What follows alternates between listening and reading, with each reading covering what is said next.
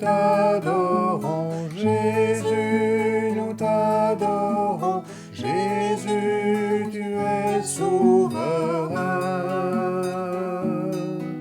Tes œuvres t'acclament, l'Église proclame, ô Jésus, tu es souverain. Jésus, nous t'adorons, Jésus, nous t'adorons, Jésus, tu es souverain. Tes œuvres t'acclament, l'Église proclame, ô Jésus, tu es souverain.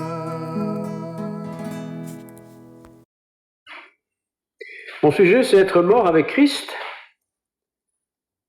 et être ressuscité avec Christ. Mort avec Christ, ressuscité avec Christ. Ça semble être un bon slogan publicitaire, ça. Mort avec Christ, ressuscité avec Christ. Je pense que si je dis ça comme ça semble être déjà réservé à une élite chrétienne, ça. Mort avec Christ, ressuscité avec Christ. On pense là par des passages métaphysiques de la vie à la mort, puis de la résurrection. Qu'est-ce qu'il nous raconte là, le copain? Est-ce que c'est un slogan publicitaire pour remplir une église?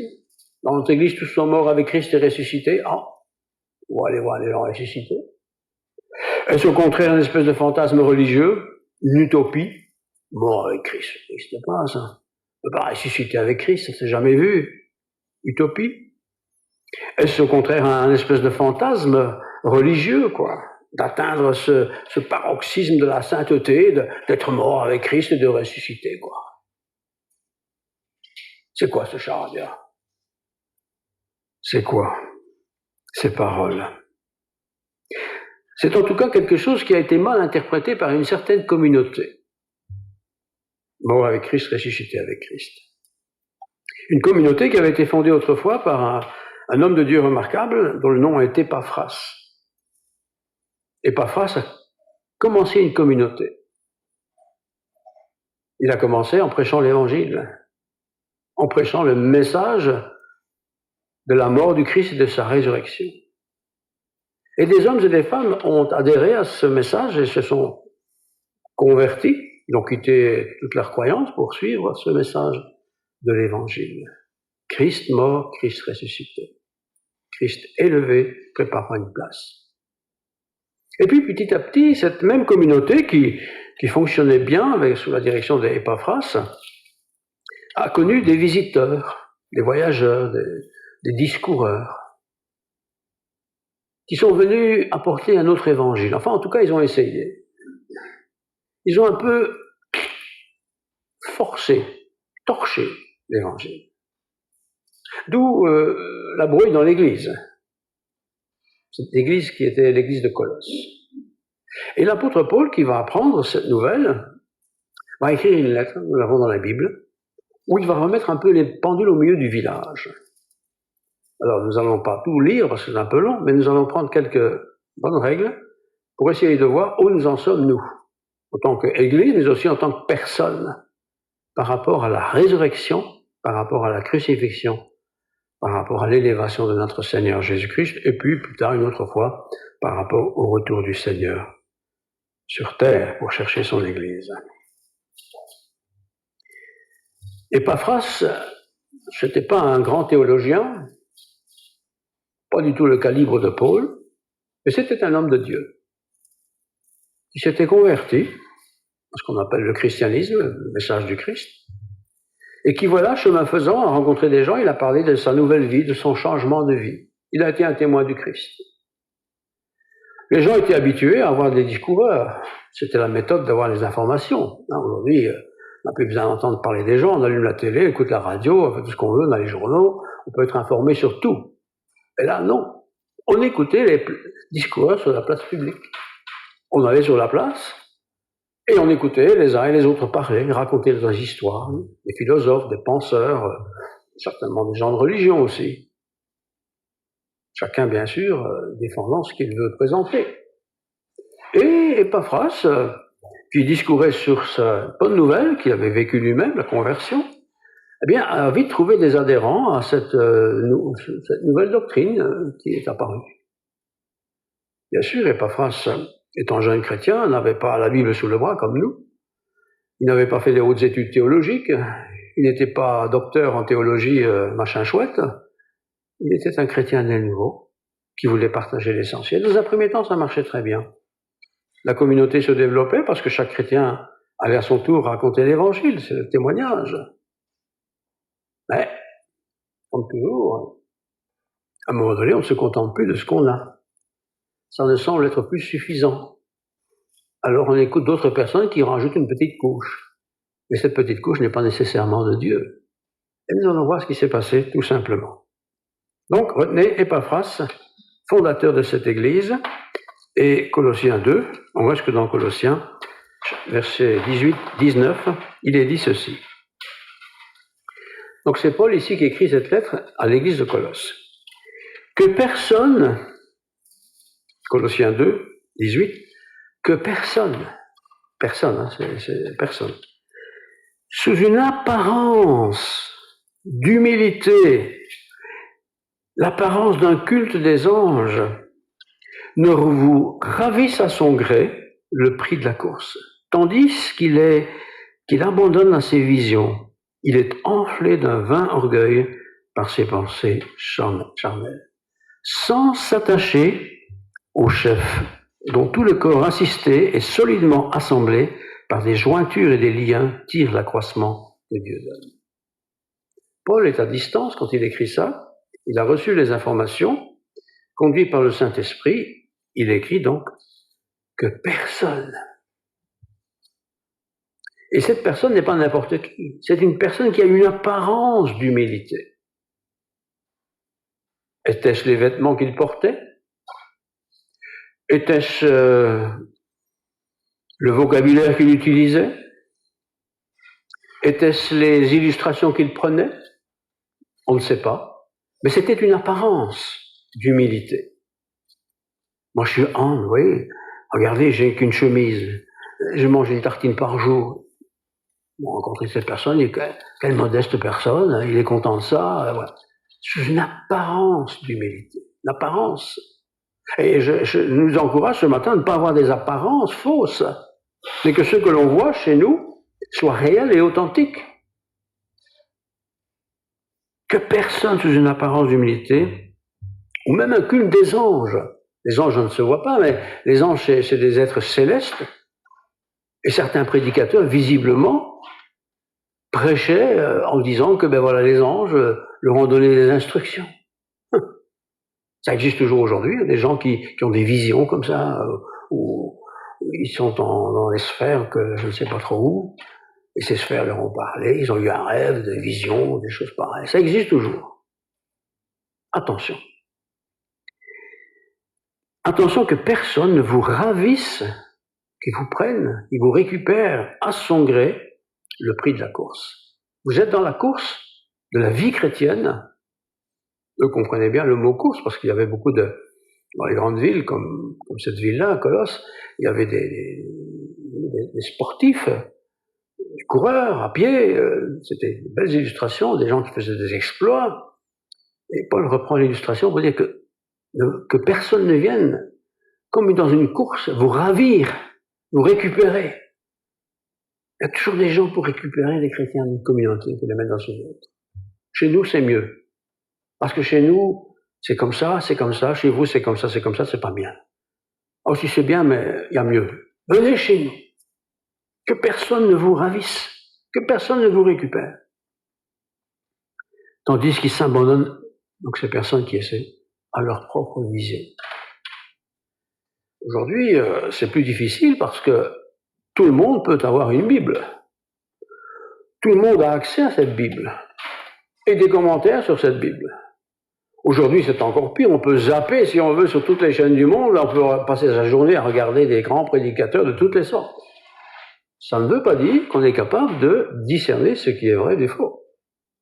Attention. Attention de ne pas avoir une Bible sous le bras qui n'est jamais consultée. Attention de ne pas s'adresser à Dieu par la prière d'une manière régulière. Attention de ne pas fréquenter non plus des gens qui ne pensent qu'à nous récupérer pour les ajouter à leur communauté. Et c'est la même chose pour nous. Attention que personne ne vous ravisse. Car les personnes qui font cela, qui ont des visions et tout le reste, ils sont enflés d'un vain orgueil. Ils ont le gros cou, quoi. La grosse tête. Leur but n'est pas la gloire de Dieu, c'est leur propre gloire. Ah, chez nous, regardez, on chante, on danse, il y a de la musique, l'ambiance, il y a des jeunes, des enfants. Argument qui n'est pas un argument. C'est pas parce qu'il y a une masse de gens au stade de football qu'ils sont tous chrétiens. C'est pas parce qu'il y a une église de 2000 personnes ou 10 000 personnes que c'est tous des chrétiens. Non. Jésus n'a-t-il pas dit lui-même, si 2 ou 3 sont assemblés en mon nom, je ne suis pas là. Je suis au milieu d'eux, mais évidemment, 2 ou 3. Pas grand monde, ça. Mais le Seigneur est là. Mais certains ont un autre message. Et c'est ce qui s'est passé à Colosse. Ils se sont fait avoir quelque part. De bonne foi, peut-être. Parce qu'ils n'avaient pas toute la parole que nous avons.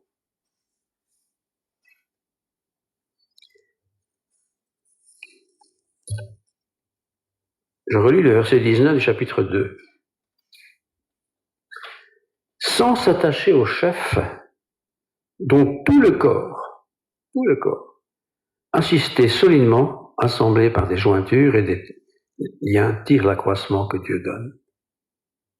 Je ne suis pas, moi, le corps de Christ tout seul. Je suis un membre du corps de Christ. Et les chrétiens, à leur tour, sont aussi des membres du corps de Christ. Et une communauté comme celle de Colosse, qui est une jeune communauté, comme des millions d'autres communautés, tire leur accroissement de quoi? Du luxe, du confort, de la belle musique, des bons prédicateurs, tout ce qu'on veut? Ou est-ce qu'ils tirent l'accroissement du chef, qui est le Seigneur Jésus-Christ, et dont le corps, chaque membre, est un membre? Est-ce que je fais partie du corps de Christ? Ma première question. C'est pas est-ce que je suis protestant, évangélique ou autre chose. Est-ce que je suis un chrétien qui a reçu le Christ comme sauveur et Seigneur? Sinon, ça ne sert pas à grand-chose. Si je suis une église qui ne prêche plus la bonne nouvelle et qui prêche la philosophie protestante, par exemple, c'est peut-être sympathique, mais ça ne sert pas à grand-chose. Et l'église de Colosse était en danger, c'est d'ailleurs pourquoi Paul va s'empresser d'écrire cette lettre, pour avertir, corriger et rectifier le tir. Et nous avons le bonheur d'avoir toutes les lettres, enfin, en tout cas beaucoup de lettres, inspirées par l'Esprit Saint. Nous avons la Bible, que nous pouvons lire, relire, autant de fois que nous voulons. Nous avons tout ce qu'il faut pour apprendre. Nous avons un lieu de culte, il y en a d'autres. Un lieu de culte où on peut se retrouver, on peut partager, on peut découvrir, on peut s'enrichir spirituellement sans difficulté. Alors une église qui se satisfait de ce qu'elle a, sans instruction nourrie, est dans une situation de fragilité, frères et sœurs. Je ne peux pas prêcher tous les jours sur le baptême, et tous les jours encore le baptême, ou chaque fois qu'on voit ça. La parole de Dieu est un tout. Je ne mange pas que des tartines. C'est bon des tartines, mais si je mange que des tartines, c'est blasant, quoi. Je ne mange pas que des frites non plus. Ou que de la moire, je sais pas ce qu'on peut manger en Afrique. Non, il faut varier. La parole de Dieu est variée. Mais c'est toujours quand même la parole de Dieu. Attention. Chapitre 2, verset 20. C'est une information solennelle. Si, c'est conditionné par le si vous êtes mort avec Christ, il ne s'agit pas que je ne vive plus, c'est pas ça. Si vous êtes mort avec Christ au principe élémentaire du monde. Et quels sont ces principes élémentaires du monde? Il est décrit. Pourquoi? Donc les principes élémentaires du monde. Pourquoi, comme si vous viviez dans le monde, vous impose-t-on ces préceptes? Quels préceptes? Ne prends pas, ne goûte pas, ne touche pas, et on peut allonger la liste. Les préceptes qui sont du monde, ce sont des règles établies par les hommes. Si je suis dans une église où il n'y a que des règles établies par les hommes, fussent-ils les meilleurs du monde, je ne suis pas dans le projet de Dieu. Je ne vous choisis pas, vous ne m'avez pas choisi. On ne se choisit pas. C'est Dieu qui choisit son peuple, qui reçoit ce peuple qui se convertit et qui est invité à se réunir, à s'assembler et à louer Dieu. En chantant, en priant, en écoutant la parole de Dieu, en la partageant. Je ne vous ai pas choisi. Vous ne m'avez pas choisi. Mais nous sommes néanmoins le corps du Christ. Donc, les préceptes du monde, ils se choisissent. Toi, tu peux devenir membre parce que tu as une tête sympa, mais tu as une tête qui ne me plaît pas. Je ne veux pas que tu sois membre. Oui? Le corps de Christ, c'est pas ça du tout. Ne prends pas, ne goûte pas, ne touche pas. Préceptes qui tous deviennent pernicieux par l'abus. C'est des préceptes qui ne sont pas mauvais en soi, mais qui deviennent pernicieux quand ils sont abusifs. On exagère avec ces préceptes. Et qui ne sont fondés que sur des ordonnances et les doctrines des hommes. Moi, je veux que des femmes, moi, je veux que des hommes, moi, je veux que des jeunes, moi, je veux que des vieux. C'est des principes des hommes. Dieu sauve qui il veut, et ceux qui sont sauvés, il les rassemble dans une communauté. Pourquoi faire? Pas pour avoir une grande communauté, mais pour s'instruire, chanter, bénir Dieu, prier Dieu. C'est simple, en fin de compte. En effet, le problème, sous une apparence de sagesse, en ce qu'ils indiquent un culte volontaire. Quel culte volontaire? L'humilité, le mépris du corps, mais cela est sans valeur réelle et ne sert qu'à satisfaire la chair. À l'époque, 1er siècle, Colosse comme d'autres villes, il y avait des sportifs, il y avait des héros, des hommes qui faisaient des activités sportives impressionnantes, des coureurs à pied, enfin toutes sortes de choses comme ça. Et quelque part, ces règles humaines étaient récupérées pour les approprier à l'Église, comme si dans l'Église tout le monde devait être un héros sportif, bien bâti, en bonne santé, jeune, fort, beau, etc. Non, ça n'a rien à voir avec le message du Christ, dit Paul. C'est pas ça la règle de la communauté. La première règle, c'est de savoir si vous êtes mort avec Christ. C'est pas que je dois être crucifié. Christ a été crucifié une fois pour tous. Mais en acceptant que Christ est mort pour moi, parce que s'il n'y avait eu que moi, il l'aurait fait, en acceptant qu'il est ressuscité pour moi, s'il n'y avait eu que moi, il l'aurait fait, il me prépare une place. S'il n'y avait qu'une place seulement et que j'étais le seul, il l'aurait fait parce qu'il m'aime. Donc j'accepte ça. Ça, c'est l'évangile. C'est la bonne nouvelle. Et c'est cette bonne nouvelle qui me réunit avec d'autres personnes qui ont cette même bonne nouvelle.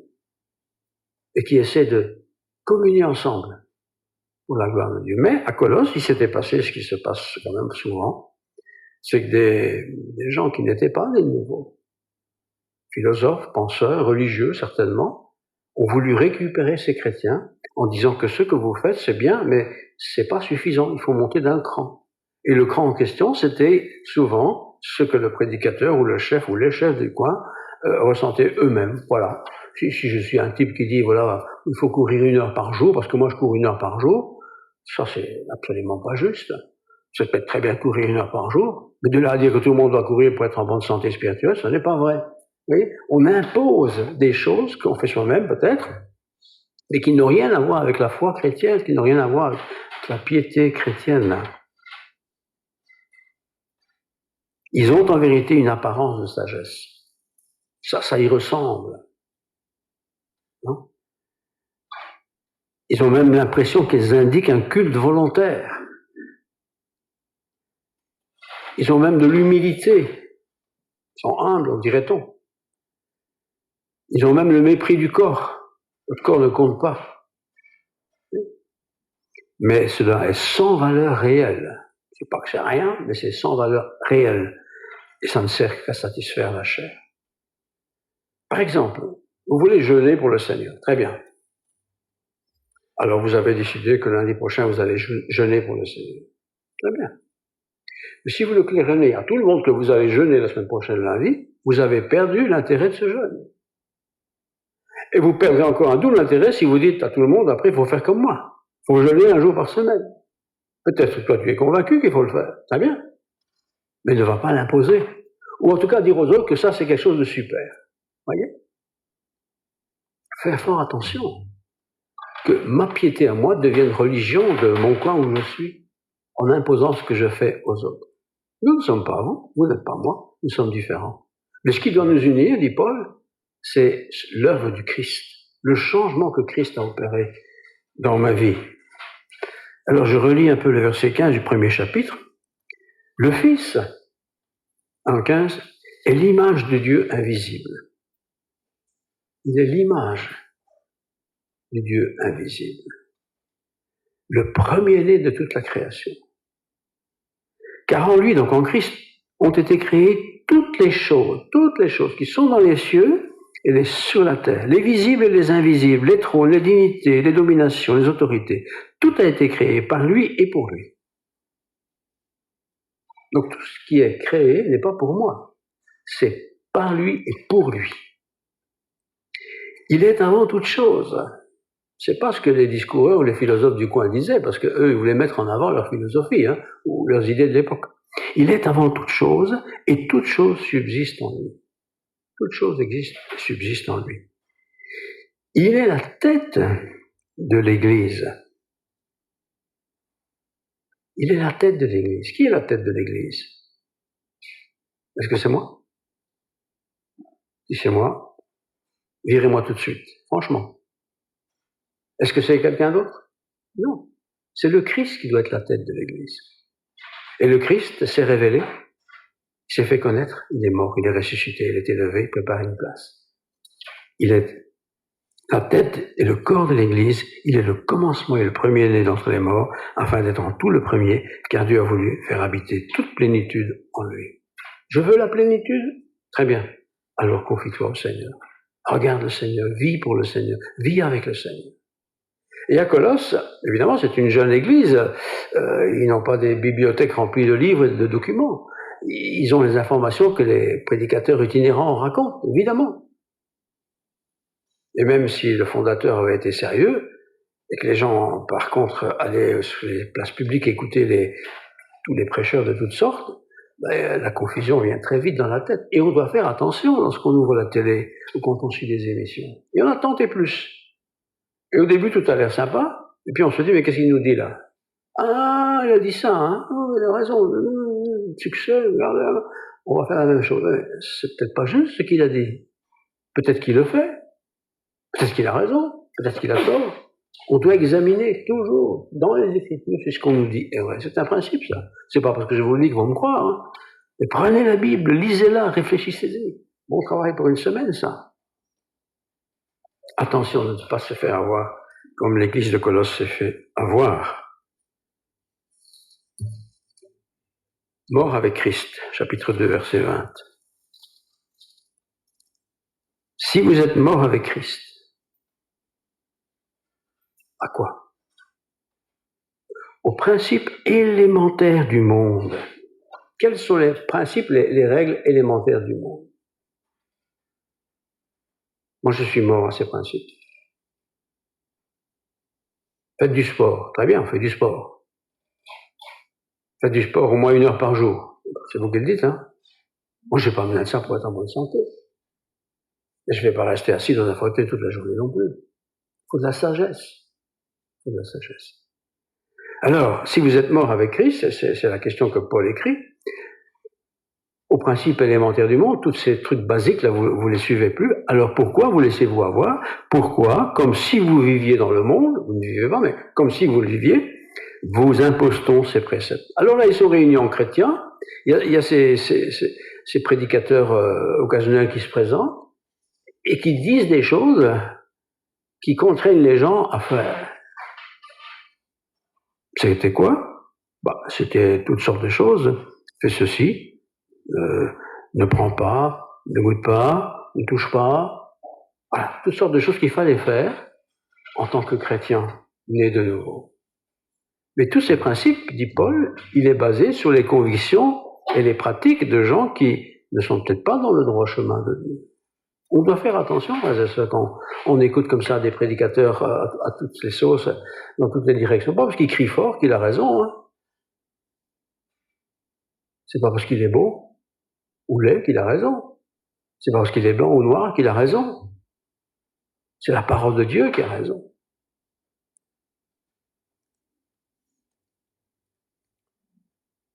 Chapitre 3, versets 5 à 14.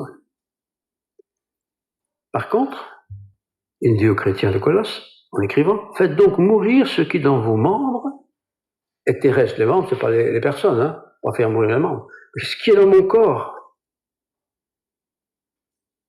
ce qui est terrestre en moi. Je suis un terrestre, je ne suis pas un céleste, hein, je vis sur terre, bien sûr. Mais il y a des choses qui sont encore parfaitement terrestres, attachées à la vieille nature. Donc faites donc mourir ce qui dans vos membres est terrestre. Il explique. La débauche.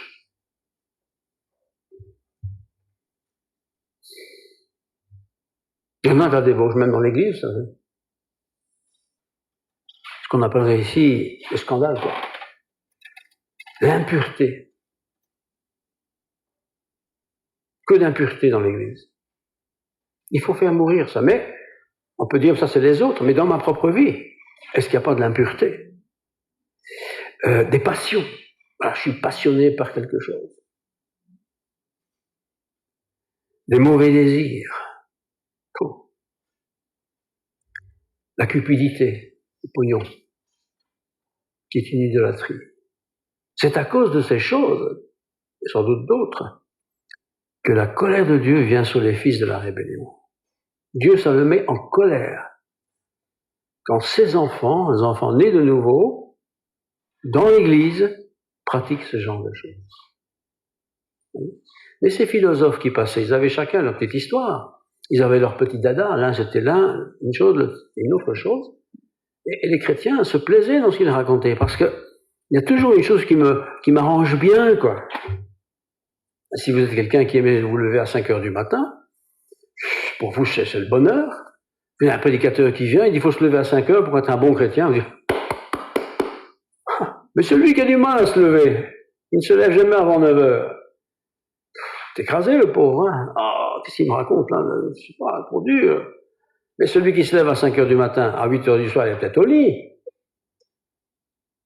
Tandis que celui qui se lève à 9 heures, il n'ira peut-être pas au lit avant minuit. Vous voyez? Faire attention à ces règles qu'on veut nous imposer. Et toute l'histoire chrétienne est imposée comme ça de règles. Hein. Faut faire ci, faut faire ça, autant de fois par jour, autant de ceci, autant de cela. Attention, parce que l'Église de Colosse était en train de perdre ce qu'elle avait gagné dans le Christ. La liberté. Pas la liberté de faire tout et n'importe quoi, mais la liberté d'accepter le message du Christ et d'essayer de le suivre. Mais nous sommes des humains. Et on aime ajouter des règles. Alors les règles qu'on ajoute, c'est celles qui nous arrangent bien. Celles que moi je sais bien faire. Ben, évidemment, je suis le modèle.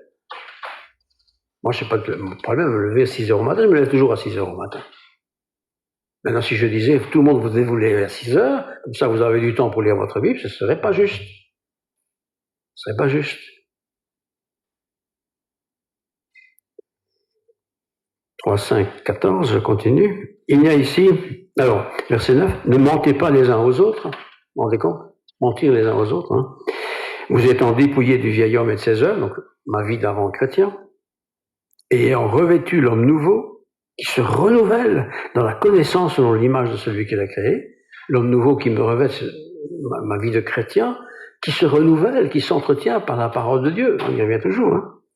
Il n'y a ici ni juif ni grec. Les Grecs, ils aimaient la philosophie, ils étaient dans leur gène. Hein. Les Juifs, c'était respect de la loi, Saint-Testament. Non, il n'y a ni juif ni grec, ni circoncis ou incirconcis. Moi, je suis circoncis, moi, je ne suis pas circoncis. C'est pas ça qui est important. Ce sont des rites, ça. Il n'y a ni barbare ni scythe, c'est des étrangers, ni esclave ni libre. Mais Christ est tout et en tous. Et la question qu'on doit se poser, ou quand on parle de Christ à quelqu'un, est-ce que Christ est en lui? Oui ou non? Ah, moi je suis catholique. Ben, oui, tu es catholique. Et alors, est-ce que Christ est en toi? Oui ou non? Ah, moi je suis ceci ou cela. Est-ce que Christ est en toi? Ah, ben, je ne sais pas. Si tu veux, je vais t'expliquer comment ça fonctionne. Oui. C'est important, ça. C'est l'essentiel, c'est le fondement. Mais le problème, c'est que quand on a ce fondement, surtout si on a soi-même, on veut quelque part presque imposer aux autres ou dire que c'est la bonne directive ce que nous aimons faire. Ah, moi, je me lève à 6 heures, et comme ça, je sais lire ma Bible tranquille, ma femme, elle dort encore, mes enfants ne sont pas levés, cool. Alors, oh, c'est bien. Moi, 6 heures, je ne sais pas me lever, hein, c'est dur, hein. Vous voyez? Faire attention avec ça. Ainsi donc, comme des élus de Dieu, voilà notre position, des élus de Dieu, saints et bien-aimés, revêtez-vous de sentiments de compassion, de bonté, d'humilité, de douceur, de patience. Supportez-vous les uns les autres. Et si quelqu'un a sujet de se plaindre de l'autre, arrive, pardonnez-vous réciproquement de la même manière que Christ vous a pardonné, pardonnez-vous aussi. Dans une communauté, c'est ça. Pas une communauté comme nous, on se voit pas beaucoup. Mais une communauté, on était souvent ensemble. Je suppose qu'avec Paphras et son église, ils se voyaient peut-être tous les jours, et les tensions peuvent naître. On n'est pas tous les jours de bonne humeur, hein. Voilà, il y a des tensions qui peuvent naître. Mais même quand on ne se voit pas souvent, il y a des tensions qui peuvent naître. Bon, on n'est pas content, toujours mal habillé, des vêtements trop longs, des vêtements trop courts, des cheveux pas bleus, voilà. On a nos petites idées, quoi. Mais tout ça, c'est rien. Ce qui compte, c'est est-ce que le Christ est dans ta vie? Et si le Christ est dans ta vie et qu'il est dans la mienne, il faut que nous soyons en communion. Il ne faut pas permettre que cette communion soit entravée par des choses qui sont sans intérêt profond. 3 verset 13. Supportez-vous les uns les autres. Vous me supportez depuis longtemps. Je sais. Vous n'avez pas trop le choix, parce que si vous mettez à l'us, peut-être qu'il y en a 5 qui diraient, ben j'aimerais bien. Parce que depuis le temps qu'ils radotent, supportez-vous les uns les autres. Et si on a un sujet de se plaindre, il y a parfois des sujets de plainte, c'est vrai, hein. Toujours garé comme un pied, le parking, il prend la place de 5 voitures, on a ras-le-bol, je l'ai déjà dit 4 fois, il va me plaindre. Eh bien, s'il y a quelqu'un un sujet de se plaindre, pardonnez-vous réciproquement. Je te pardonne parce que tu te gares comme un pied. Et lui, il va me répondre, moi, je te pardonne parce que tu es toujours en retard. Vous voyez? Je te pardonne. Et pardonner, c'est pas comme je pardonne, c'est comme Christ pardonne. Quand Christ pardonne, il efface. Il efface. Ça n'existe plus. Delete. Disparu. Ça n'est plus dans la machine. Ça, c'est le pardon de Dieu. Pardonnez-vous aussi. Mais par-dessus tout ça, ça c'est la basique, hein, revêtez-vous de l'amour qui est le lien de la perfection. Le lien de la perfection, c'est l'amour. Pas cet amour épidermique, non, l'amour de Christ. Et l'amour de Christ a été jusqu'à donner sa vie. Et il a donné sa vie. Pour me sauver, pour nous sauver. Alors croyez-moi bien, une église qui vit ces choses-là, c'est pas facile, hein. C'est pas facile. Oui, si on se voit une fois par mois, c'est pas trop difficile. Mais si on vit comme ils vivaient à l'époque, en se voyant quasiment tous les jours, au marché, enfin n'importe où, voilà, on n'est pas toujours de bonne humeur, hein. C'est pas facile. Et pourtant, c'est comme ça qu'on peut voir si on marche avec le Seigneur. Alors, 3, verset 12. Petite chose que je voudrais souligner. Ainsi comme des élus de Dieu. Comme des élus de Dieu. Les élus de la nation, nous sommes les élus de Dieu. Tu es élu de Dieu, tu es élu de Dieu, tu es élu de Dieu. Je suis élu de Dieu. Alors, comme des élus de Dieu, soyez saints, non, soyez comme des élus de Dieu, saints et bien-aimés, c'est ce que nous sommes, revêtez-vous des sentiments de compassion, de bonté, d'humilité, de douceur et de patience. Supportez-vous. Je dois me revêtir de ça. Ça doit dépasser mon caractère naturel. C'est peut-être un caractère, je sais pas, un grincheux par exemple. Eh bien, si je suis enfant de Dieu, si je suis un élu de Dieu, j'oublie d'être grincheux. C'est pas l'essentiel, ça. L'essentiel, c'est les traits de caractère que Dieu me donne par son Saint-Esprit. Vous voyez? Mais mon frère et ma sœur aussi, c'est la même chose, comme élu de Dieu. Le racisme ne devrait jamais exister dans l'Église de Jésus-Christ, jamais. La dépréciation que les hommes ont pour les femmes ne devrait jamais exister dans l'Église, jamais. Les hommes et les femmes sont des élus de Dieu au même titre. Oui. On ne devrait pas avoir du mépris pour les jeunes ou pour les anciens. Pas. Élus de Dieu, comme des élus de Dieu. Soyez généreux envers l'autre. Supportez-vous les uns les autres. De même que Christ vous a pardonné, pardonnez-vous aussi. Ah oui, je te pardonne. Bon, ça m'a pas très dérangé. j'étais mal garé, t'as rouspété, bon, je te pardonne. Pas grave, ça. Mais quand j'étais victime de quelque chose de grave, peut-être il m'a volé, tiens. Il m'a roulé dans la farine.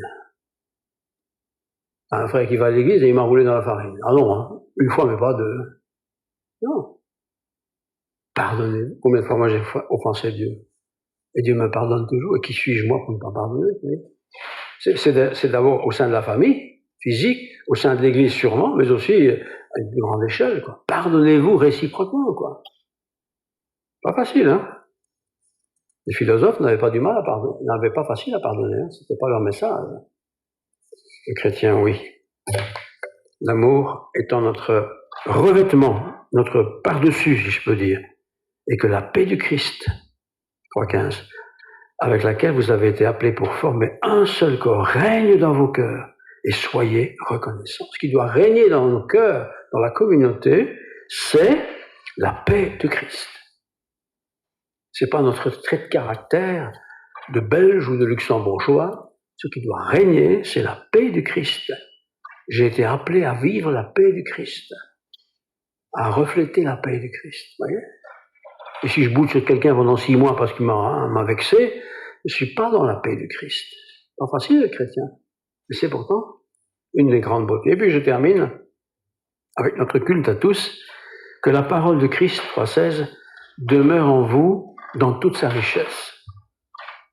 Je peux pas lire que l'Apocalypse ou l'Évangile de Matthieu ou un psaume par-ci par-là. Que toute la parole de Christ, que la parole de Christ demeure en vous dans toute sa richesse. Tout est riche dans la parole de Dieu. J'ai rien à mettre de côté, non. Instruisez-vous. Je répète, il n'y avait pas de Bible et tout ça, donc les gens avaient des morceaux de Bible, si je veux dire, mémorisés ou entendus. Eh bien, partagez cela. Partagez ce que vous avez découvert dans la Bible. Ce qui vous a fait du bien, dites-le à quelqu'un. Inversement aussi. Exhortez-vous les uns les autres en toute sagesse. Pas selon la tradition de nos pères, hein. Dans le temps, il fallait faire ça comme ça. On n'est plus dans le temps, on est aujourd'hui, mais la tradition de Dieu. Alors entretenez-vous par des psaumes, c'est ce que nous essayons de faire, par des hymnes. Les hymnes, c'est des cantiques qui ont été écrits, mais qui souvent sont un peu de la théologie. On s'entretient par ces cantiques, par des cantiques spirituels, chantant à Dieu dans vos cœurs, en vertu de la grâce. Je chante dans mon cœur, je chante en communauté. En communauté, on peut nous empêcher de chanter, mais dans mon cœur, on ne peut pas m'empêcher de chanter. Mais ça m'entretient. Autrefois, on entendait des gens siffler dans la rue, les anciens, vous savez ça. Les gens sifflaient. Hein. On n'entendait plus personne siffler aujourd'hui. Hein. On entend que des bruits de moteur. Autant siffler. J'ai plein d'oiseaux chez moi, ils sifflent, ils chantent. Hein. Et même si je tombe, ils chantent encore plus fort. Oui, ils expriment ce qu'ils ont dans leur caractère. Bon, ce ne sont pas des oiseaux. Chanter, partager, communiquer, instruire. Instruisez-vous les uns les autres. C'est mutuel. Moi, je ne sais pas tout et vous rien. Inversement non plus. On s'instruit mutuellement. Tiens, j'ai fait cette expérience avec le Seigneur. J'ai appris ceci, j'ai découvert cela. Ou j'ai expérimenté ça. Instruisez-vous. Conclusion, le verset 17. Et quoi que vous fassiez, en parole ou en œuvre, en parole ou en action, faites tout au nom du Seigneur Jésus, en rendant par lui, donc le Seigneur Jésus, des actions de grâce à Dieu le Père. Tout ce que vous faites. Si tout était toujours motivé par la pensée de Dieu, la parole de Dieu, la vie communautaire, familiale, la vie dans le quartier où j'habite, la vie sociale où je travaille, serait forcément différente. Moi, j'ai pas à ne pas être chrétien quand je suis à l'extérieur. Je vois pas notre frère là en train d'arracher une dent. Je suis pas chrétien. Il dit... Alors il est chrétien, je ne vais pas vous faire mal non plus. C'est un métier, bon, il faut soigner. Mais on est chrétien aussi. On n'est pas simplement là pour faire un acte de travail. Oui. Tout ce que vous faites, tout, faites-le de bon cœur, comme pour le Seigneur. Que Dieu nous bénisse. Prions. Seigneur, merci pour ta parole. C'est une belle lettre qui nous est laissée par la plume de Paul, ton serviteur. Une lettre facile à comprendre, pratique, mais tellement réaliste par rapport à la réalité de nos vies. Nous sommes bien enclins de citer la parole pour les autres, mais si peu enclins à se l'approprier. Et pourtant, tu veux que nous croissions à tous égards dans la connaissance de ta parole, que ta parole soit notre code de vie, notre mode de vie, qui est toujours le même, éternel. Et des millions d'autres personnes le vivent aussi. Donne-nous, Seigneur, de nous inspirer de mieux en mieux, de plus en plus de cette parole. Que ta grâce, Seigneur, soit avec nous. Que cette journée et les jours qui viennent soient bénis et que nous puissions t'honorer par notre vie. De bénir nos familles, nos voisins, nos amis, nos collègues, ton Église, les politiques, les dirigeants, ceux que nous rencontrons. Gloire à ton nom, Jésus. Amen.